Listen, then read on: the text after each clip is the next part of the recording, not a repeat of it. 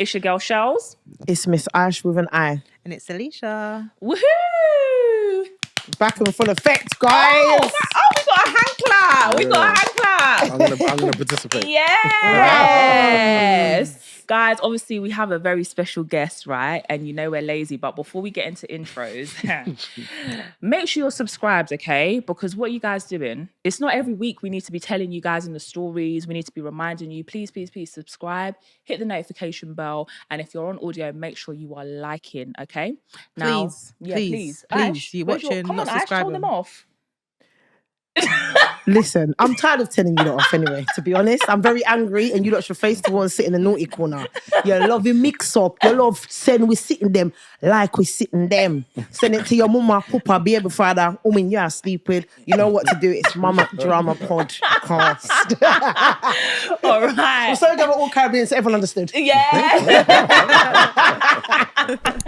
And because we're lazy here, we're mums, we're tired, we're working, we've got our kids, we're running households, we do not introduce our guests. No. We let them introduce themselves. That's hard work. Is that hard work? A little bit, yeah. So, well, it's self-reflection. Yeah. So we're gonna let you introduce yourself. Because you've got a big old guy on the chair. Beat your chest, you know. Beat your chest. So I'm Marvyn Harrison. The pressure now, it's just like, I'm Marvyn Harrison, I'm the founder of Dope Black Dads, and I also have an agency called Beloved, and I do some broadcasting. I have a children's book called I Love Me and the Best Me. Please get that. It feeds my children's future. Not that he bought us a copy for our children, but we'll get to that. I'm not even gonna lie. I don't even have any more. You know, it's Really? just like, I think we've done the allocation that we had. You know what it was? The best thing about that is I was with my children were the top 10 most gifted book. Oh, that's nice. For about a year. So people were buying it for other people and sending them copies. And that's my favorite thing about it. It just means that people liked it, but then needed to gift it. So yeah, I'm really, really proud of that. Me and my kids wrote that together. And yeah, I think there's more things, but I think those are the most important ones. I mean, where have you featured? Have you been on TV before? Yeah, you know? I regularly feature on Jeremy Vine. So if you wake up in the morning and you see me cussing, That's where I see your right face. So sometimes I watch that in the morning. I be shouting at TV while I'm supposed to be doing my work. Daddy cheek, I'm like. and look, Jeremy Vine is fun because the people, we actually not say we get along, but there's a cordialness in the green room. And then when we go on, we're just like, it's hammer and tongs. But then like with Good Morning Britain, it's just, there's no time. So Good Morning Britain, you walk in, you get 7 minutes, then you go straight on and you're just like going at each other and you go home. So I do Good Morning Britain often, also on the Kickoff, which is a football podcast, 5 Live on Sunday mornings, but just anywhere really. There's loads of stuff going on, but yeah. So you're basically out here. You're working. Yeah. You're about. Like, I was talking to my son the other day and I was like, he was like, how many jobs do you have? And then we calculated I have 7 jobs, right? And I tried to talk to him about, it's not about jobs, it's just about being a good person in multiple spaces. And I'm teaching him, I'm taking him places. So I would have loved him to be here actually, because this is kind of the essence of like, I won't call this work, but like being out is like connecting with people like yourselves, having dope conversations. I want him to see and meet people and understand like how I carry myself when it's not being seen. How old is he? He's 9. Love that. He's entering that phase right now where his curiosity, he's like drinking me in. So there's a point where he's just like, you know, you're a baby and you're a child and you need your mother. And then there's a point where you need to model yourself. So some days he'll just come and sit on my bed and just sit there. Like I'm watching football. I'm like, you're right, son? He's like, yeah. We're so Caribbean because we're people a little bit awkward. Like, this is weird. But you have to tell yourself.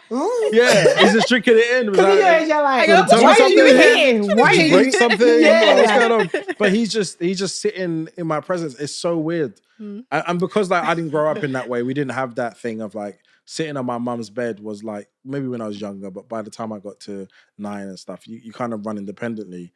But he really, really is drinking in what I say, what I do, what I think. And it's put a lot of awareness on me that I got up the levels with how I'm interacting with it, which is dope. That's exciting. wicked. I love that though. I would have thought the same thing though. This is weird. What's going what's on? happening I'd be here? like, what do you want? Yeah, come off my bed. You know? Get out my He room. doesn't want anything. He's just sitting there watching what I'm watching, and then he'll ask questions. So yesterday I was watching Beyonce's Homecoming again, and I never realized how many questions can arise from a Beyonce show. So the whole hour and a half, I had to turn it off after an hour, but it was like every 5 minutes. What's that? And what does that mean? And why does that? Because it's got subtitles. What does that word mean? Then my daughter comes in, and then now I'm like really conscious of everything Beyonce is doing, and I'm like, actually, I need a break. The fun that I was looking for is not really here. So the way they watch you, they're drinking in information, and then they got ChatGPT on their iPads, and I encourage them to be curious. So they're just taking information in. The conversations we have are profound.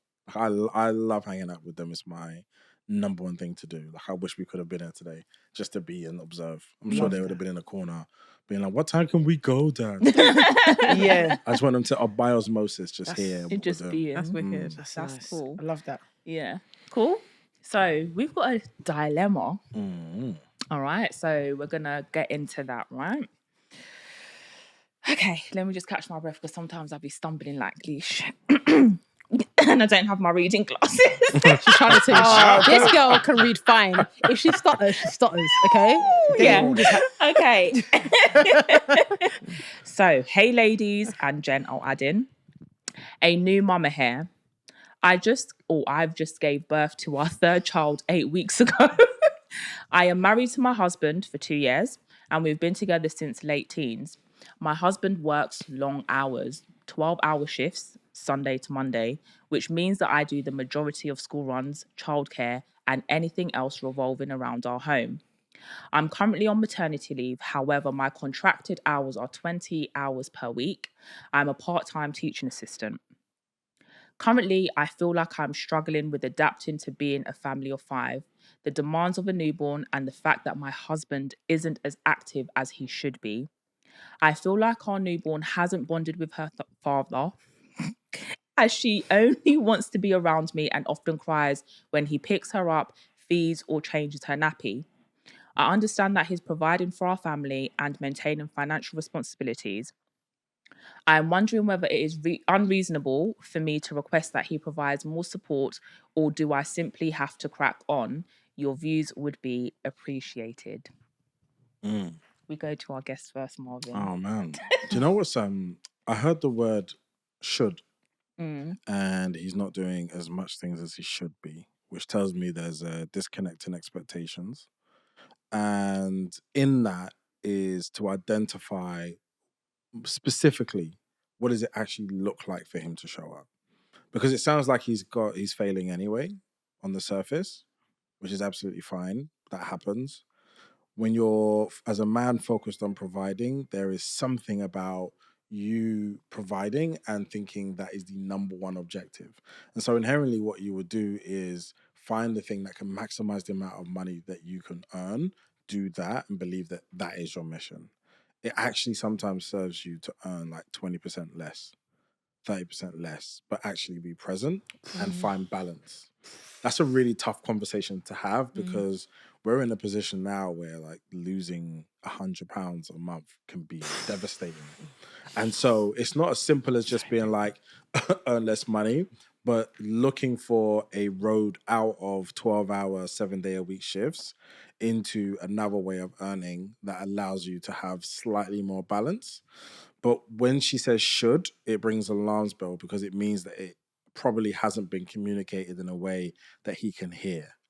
The thing about communicating to men is you have to be very logical and practical. That doesn't mean you can't share your emotions. You share your emotions and be like, I feel this, and you let it out. But the second you're finished sharing that, a man's going to want to know, what do you want me to do? So then for him to have a chance of winning in that situation, he needs to hear a practical step. I need you to work 5 days, 6 days. On the days that you're not working, I need this from you. When you do come home, I need an hour of relief before you sleep. That. So we've got to say the problem and then ultimately tell you what we need from you in order for that problem to be eliminated. I think what your vision is, because it's not as simple as an instruction. It's not just do this and he goes, all right, I'll do it. What I would ideally like then. Yeah, just a vision for like, for me to be work helped, from. I want you to come home, and when you first come, I need about an hour to myself. Lovely. Because I've been on. So give me an hour break, and then we can both share the rest of the evening together. Lovely. If you put it down to a practical action, you'll get more out of them. The other thing is how you say all of those things. That doesn't diminish your ability to be a bit coarse up when you need to just have your feelings. But when you're really ready for action, how you say it to him changes what he hears. Jesus. Who are you? Who are you in your at home? Because how long you been married? So I'm not actually married anymore. I've been married since 2020. So you lot are divorced now? Yeah.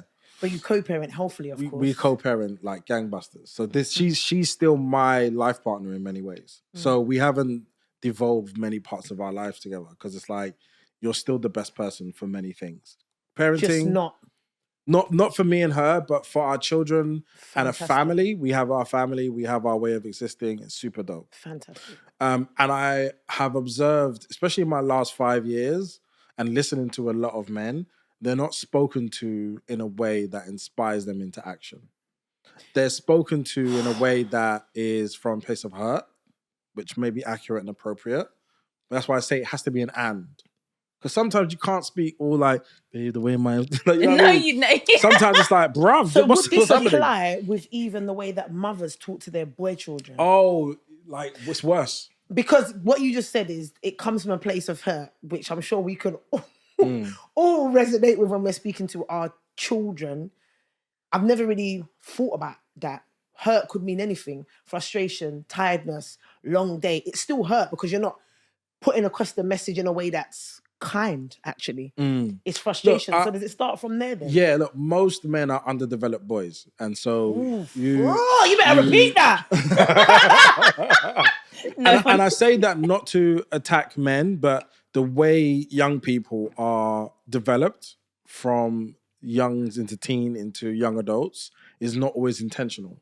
So if you think about how I went from being 8 to 13 to 16 to 21, there was very little intentional development of how I became a man. So I did a lot of it myself. I took societal norms and just said, I need to, so like my personal story of being like, I was in my mum's house until I was 19. I left to go uni and I became a man that day. And the first 4 or 5 years, I had no clue. What to do? My mum taught me how to cook. I could do self-sufficient stuff. I never lost the plot, but like I wasn't on point. By mid-20, I was like, oh, I think I've done enough of this now. I'm going to get married. And I would look for the smartest, most kind, beautiful woman. And I was like, we're going to make it happen. And then you have children, you start building a life and you're like, oh no, I have got none of the skills. Because it's deeper than, it's not a head thing. You have to feel like you're a man inside you, deep inside. There's a knowing that you have about when your partner is challenged, how to connect with her. When your children are crying, how to hold space there. When the bills are due, how to be unmovable. Like to hold that space is deeper than just age. So how do women get that then without being taught? Well, I would say women have a completely different journey because society feeds into them that you're going to be a mother one day. Like it's your North Star. Like you are a woman when you become a mother and it's kind of programmed into you pretty early. Like you're 2 years old and someone throws a doll in your hand and says, take care of it. That's like constant societal programming for you to develop yourself in that way. That doesn't then mean that you find it easy because, you know, when I used to listen to like Dope Black Mums or whatever, or any mums group or any of my friends, the experience is still tough. But there is information. Yeah. Also, if your mother is the present parent around, there's information, there's a relationship between whatever she did, because she's most likely to be present, and what you do and don't do. There's something. My dad just wasn't around. So I'm operating off of stories and ideas about what he is and what he isn't, rather than the actual experience. So there's a different way that women are developed compared to men. But I think whenever we're developing young boys, you've got to put them in intentional trials and development. So it's not just you're a boy and I'm going to talk to you any which way. And by time, you should be just know how to do things. Example. If you haven't sat down and explained these specific concepts, your son has no clue. And by the time he finds out, it's probably too late. He's probably already sexually active. He's already thinking about making money, and he'll do both of those things really bad. and it will have greater cost and impact on him down the line. So a lot of the times we are developing our young boys to be the men who we don't like and who we don't want. That's our work. So I'm very intentional with my son. I spend a lot of time with him as a result. Like I'm very aware of that relationship. Like I was quite lucky. I found out enough information just in time before it went really wrong. But it doesn't mean I didn't make tons of mistakes. Like I made tons of mistakes. In fact, I'm still probably making some mistakes that I'm like not as empowered to be proud about. This is the first year, I turned 40 in April. This is the first year where I'm like, no, who I am is who I am. Like I feel very unmovable in what I know, and I'm incredibly grateful.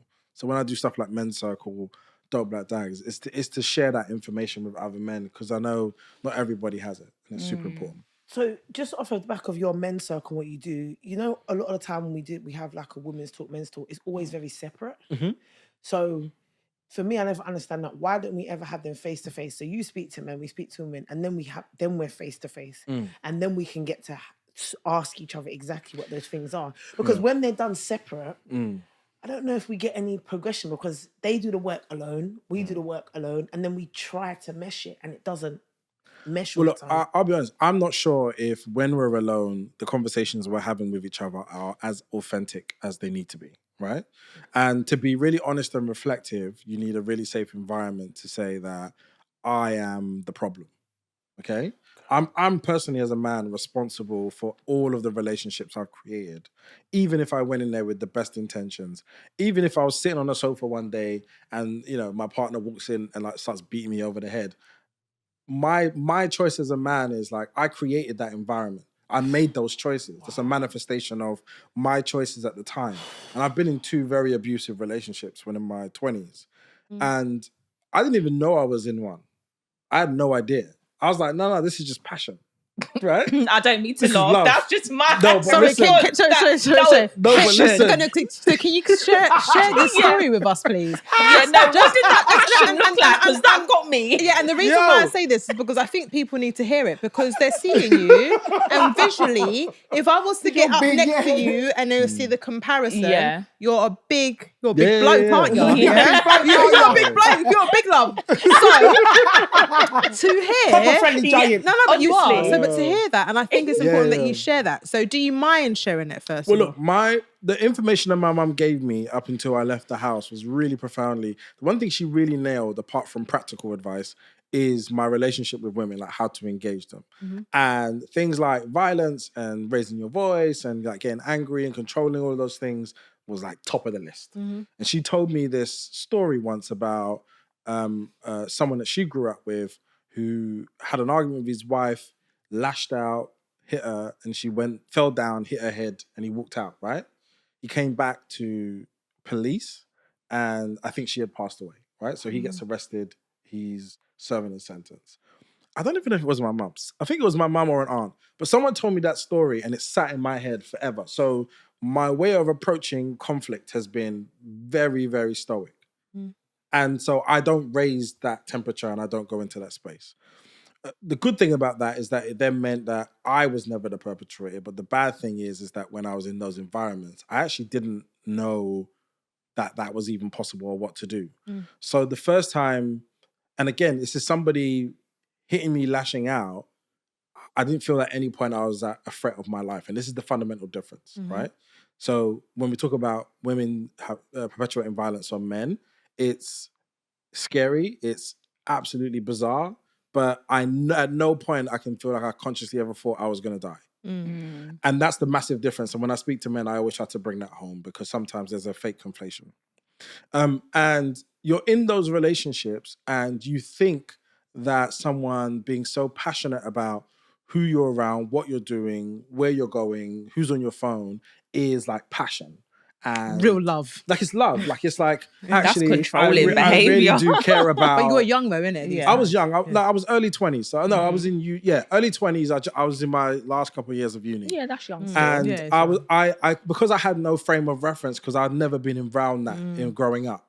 I just thought, this is real passion, and if I love her more, it will quell this passion that she has, and actually will find a way. And then I think one day, like, she hit me with an ashtray. And I just remember bleeding from my mouth, tasting my own blood.